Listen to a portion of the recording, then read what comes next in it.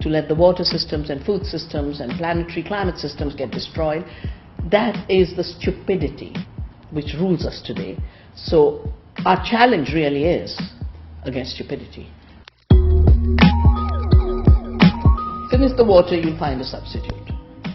Finish the food, you'll find a substitute. But are there substitutes for the real things that make life work? No. The food that they say they'll find a substitute is fake food that is doing huge amounts of damage to our health. And in water anyway they can't create it, they can steal it. So the powerful go to poorer communities to divert more water. I don't think the planet will die. I think the earth is too powerful. She's lived through hotter times, colder times. She's lived with dinosaurs, without dinosaurs. She'll live with human beings, without human beings. We are dispensable. She'll find a way. We need to protect our home. Women were left to do the work that was considered not important. Going to war and killing was considered important. Making profits at the cost of others was considered important. That's where powerful men designed it, and they sucked in not powerful men to do their dirty job.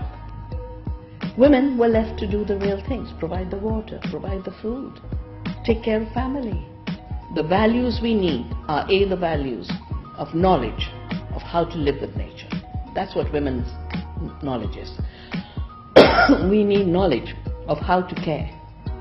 That's knowledge. It's called emotional intelligence now. We need knowledge of how to share. That is a capacity we will need more and more in the future, in a period of privatization and in a period of extraction. So women, with their caring and sharing, will be the teachers of how to be human in the future. We are living the final stages of a very deceitful system that has made everything that is very costly for the planet, costly for the producer, look cheap for the consumer. So very high cost production with GMOs and patents and royalties and fossil fuel is made to look like cheap food. Very costly production that kills the girls in Bangladesh in slave factories is made to look like cheap clothing. This is a fake cheap. In this period of the end of the world, how do we sow the seeds of a possible world? The first, every young person should recognize that working with their hands and their hearts and their minds, and they're interconnected, is the highest evolution of our species. Working with our hands is not a degradation. It's our real humanity. Start a garden.